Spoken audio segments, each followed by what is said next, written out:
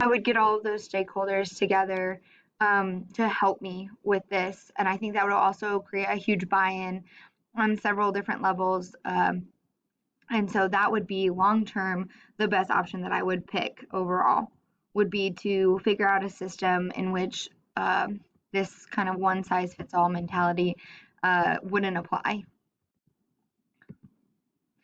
So for step 9, it talks about imagine implementing the decision. So I chose to choose the long term decision.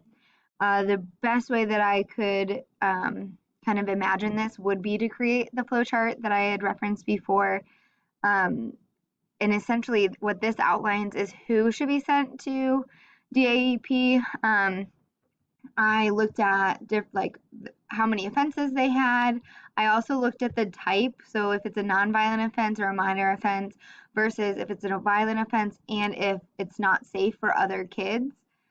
And so essentially what it comes down to is that if you have 3 or more offenses, or if you've had a violent offense like more than once, then you are sent to the 45, or you are suspended for 45 days, and you also go to the program, DAEP program. Kind of continued going off of step 9, it asked us to outline all of these things. So, what are you going to do? Like I just said, I would put together a task force comprised of different types of stakeholders to help me figure out how to handle this issue together. So step 2 together would be actually coming up with a decision tree, so much like the one that I just showed, but it could turn out differently depending on who the stakeholders are. I would include the director of secondary education after we figured that out in the decision making process, running it by them, and just getting their input as well. And then the fourth step would just be to implement the decision tree or decision trees to the school, let everybody know um, what it looks like and how it's going to work.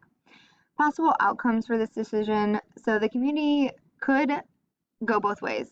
I could see a possible outcome as the community having an issue with the changing of rules or expectations, or if it was, for example, if there was people like David's mother in the community, I could also see them being very grateful for the change and welcoming the change and realizing that this previous system was not working for all of the kids involved.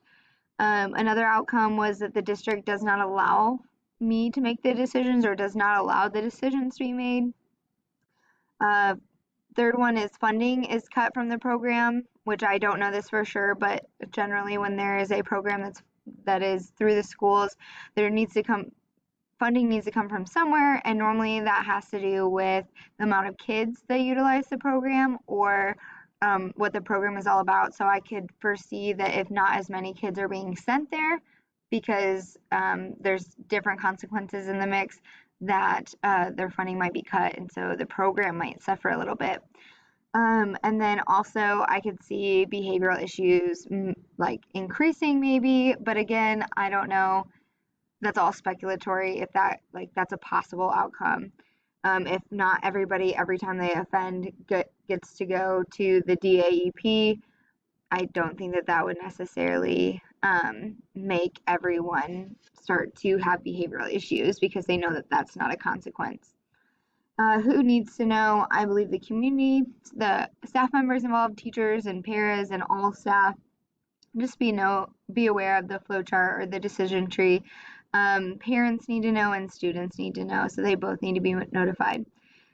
I can deal with this issue on my own, but I believe that by creating a task force and putting together that group, that I'll actually have support for the changes that I want to implement. Seeing as I will get buy-in from those individuals, and those individuals would represent a larger group. To warn and not threaten the students involved, I would meet with them and their parents.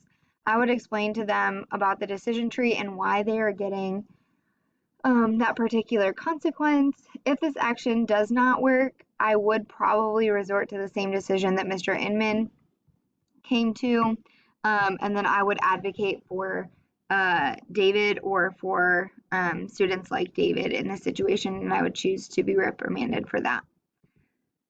And that is my presentation um, for my case study and module 9.